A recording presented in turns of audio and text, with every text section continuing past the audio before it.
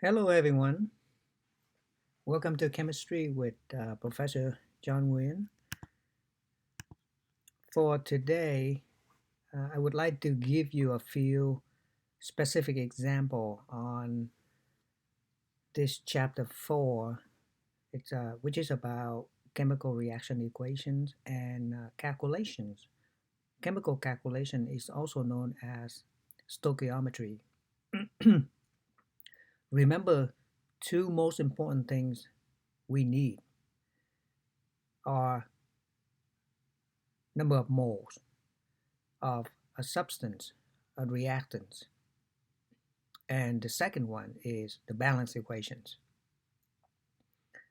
And remember to, if we're not given in mole, we have to convert it to mole.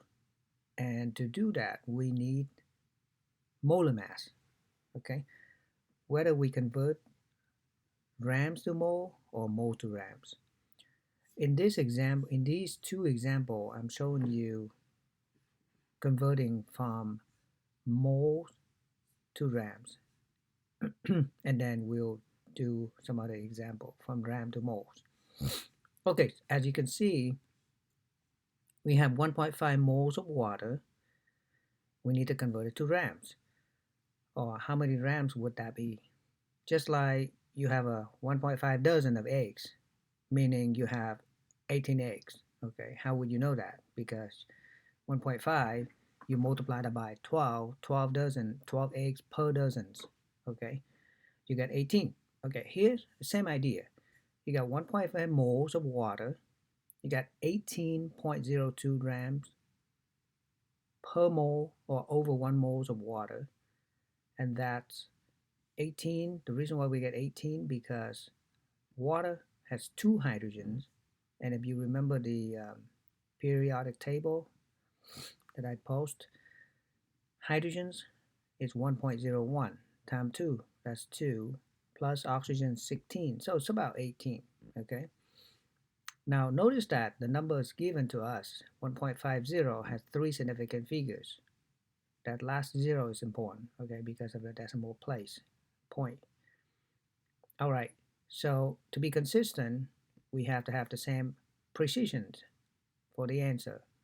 So you multiply, you get 27.0, okay? That's 3 sigfit. That's consistency. That's the easiest way to follow significant figures rule in calculations. Now, here's another example. We got 1.29 moles of CO2. How many gram would that be? Okay. Now first we need to look up carbon. This is I'm showing you guys how to calculate molar mass. Again, we need molar mass. We always need molar mass. Okay. Look up carbon and oxygens and calculate molar mass of CO2. Okay, CO2 has one carbon and two oxygens. That's 12.01 for carbon, two oxygen, 16 each. That make it 44.01 gram per mole. All right. Now 1.29 mole of CO2, 44.01 gram over 1 mole. You always have to cancel the initial unit to get the final units that you want. Put in the calculator, given to us 1.29, three significant figures. Final answer need to be routed off to three significant figures, 56.8. Okay, so that's mass, mole to mass conversions right there. Okay. Now, this is mass to mole conversion, which you run into it all the time when you do chemical calculations. Most of the time, we are given grams of a substance, of a reactant or product, and calculate the other. And it doesn't have to be a reactant and calculate a product. It can be a reactant and calculate another reactant, or it could be a product and back calculate the reactants. Okay. Remember, in the chemical equations, reactants are on the left and products are on the right. Okay. Now let's back to this topic. These are the foundations exercises, foundation skills. Okay, converting gram of carbon to mole. Okay, only carbon. Okay, so that's easy because you look it up. Atomic mass of carbon is 12.01. So 1 moles of carbon, atomic mass means one mole, 12.01 gram, or 12.01 gram over 1 mole. Okay, in this case, notice we put moles on the top instead of on the bottom. In the previous calculation, we put moles in the denominator because we want grams. But now, because we want mole, we want to cancel out gram to get mole. Mole has to be on the numerators. Okay, so 2, that's given to us in two significant figures. Divided by 12.01, we got 0.17. Okay, it should be 166, but we rounded off to 0.17 mole. All right, here's another example. We got 125 grams of water, 2 moles. Okay, and here in this one, I'm showing you how to calculate molar mass of water. As I mentioned earlier, 2 hydrogens, 1.01 each, plus 16, we got 18.02 gram per mole. This is how you calculate molar mass for every single substance. Just pay attention to the subscript. If that's 2, that means it goes for the hydrogens. Again, if that's H2, mean it should be subscript. It goes for the elements in front of it, the subscript. Okay, so that's 125 gram. That's 3 significant figures. Water, 1 moles of water over 18 grams. We just got that. Do your divisions. 125 divided by 18.02, you should get rounded up to 6.94 moles. All right, so by now we should know how to calculate moles if we're given grams, or calculate grams if we given mole, or we come up with moles. Okay, usually this is going to be the product, because the product, when you figure out the product in mole, and we always ask to calculate the mass of the product, and this is a good skill. We need to know how to convert it to grams. Okay, now in this, now we're ready for stoichiometry, or chemical calculation. Given us the equation CH4 react with oxygen, give us CO2 and water. First thing, we need to balance the equations. Check. 1 carbon, 1 carbon, 4 hydrogens, whether it's written as a subscript or coefficient. We need to put the 2 right there. That's called coefficients. The quantity must be the same. 2 times 2, that's 4. Okay? Remember that subscript 2 goes for the hydrogen. The element's right in front of it. Now, we cannot change the subscript because that will mess up the formulas. Okay, CO2 is CO2. We cannot change anything. If we change any subscript, it will not be CO2 anymore, or water, H2O. Okay, so we have to use what we call coefficients. Number right in front of a molecules or compound. When you put that number 2, it goes for 2 times 2, that's 4 hydrogens. It's also go for oxygens. That means we have 2 oxygen here as well.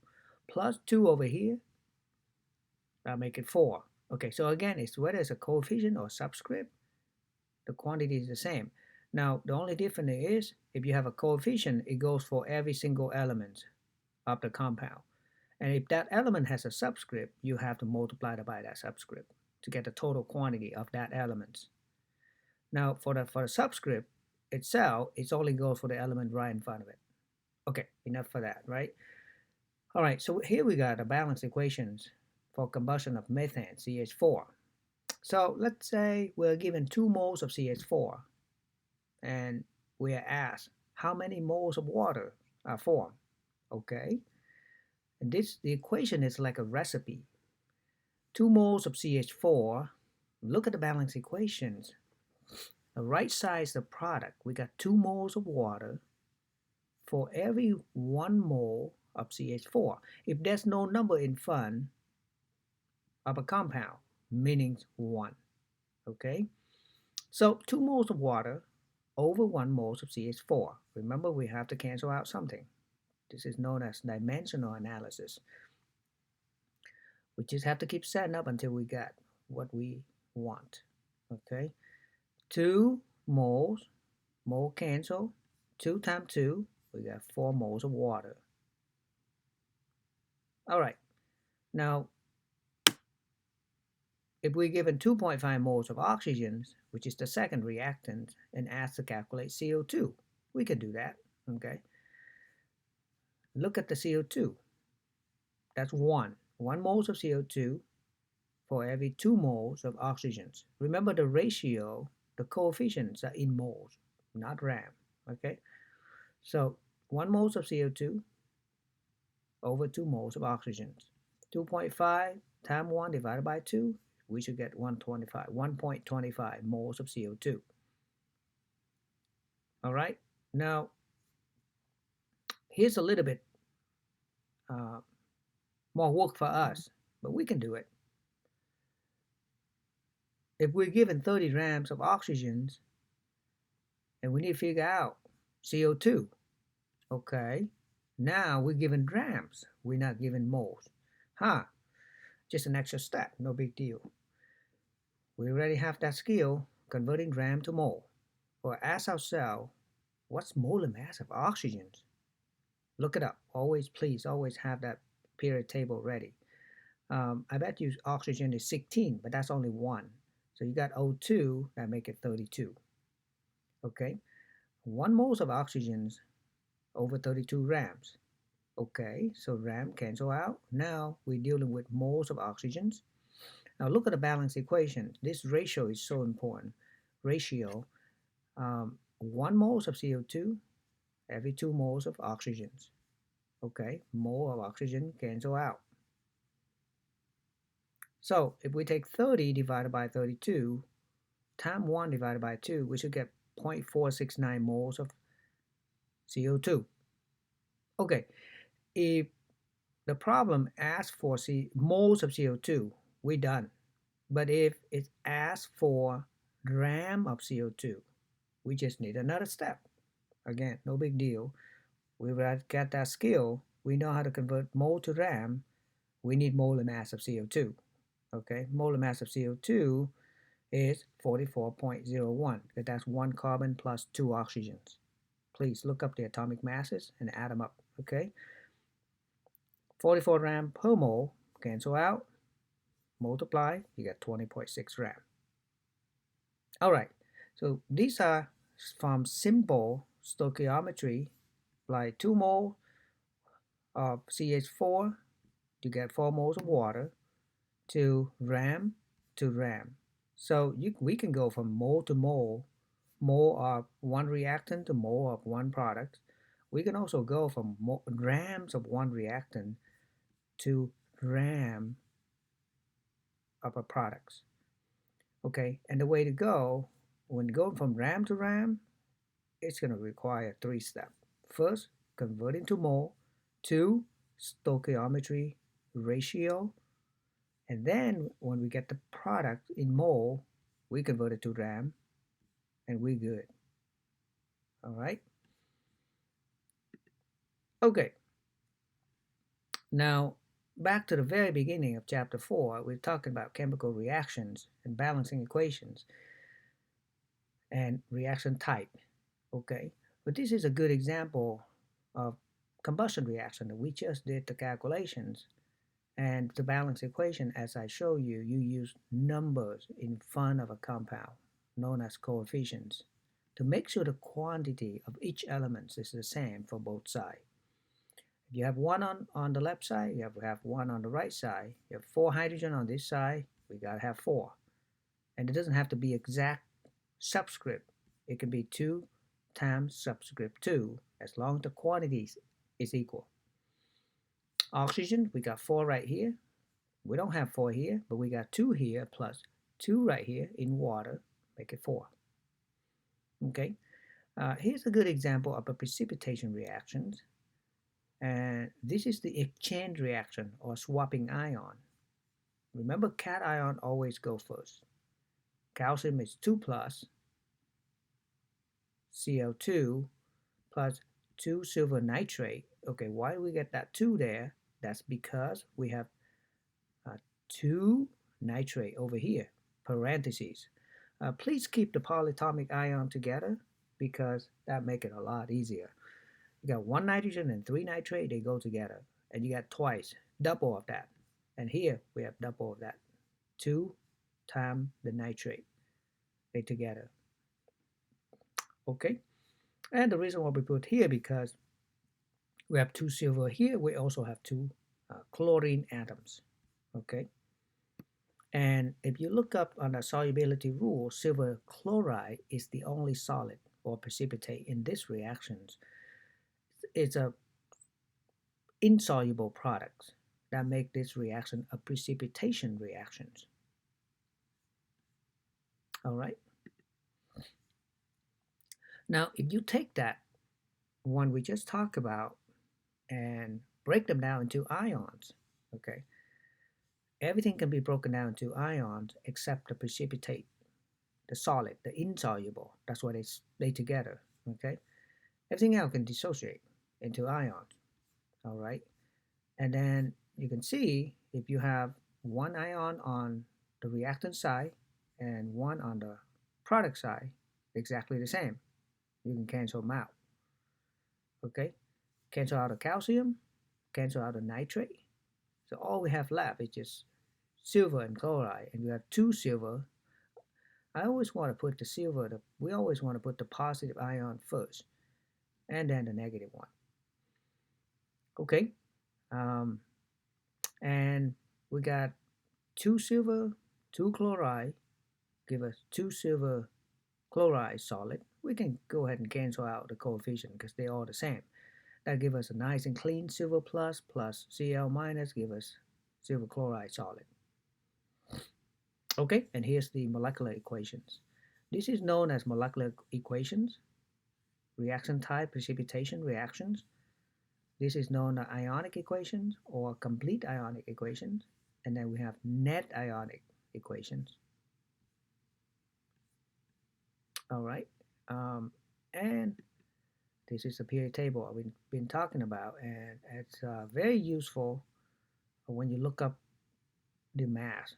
For now, it's the bottom number at the bottom. That's the mass number that we need for now.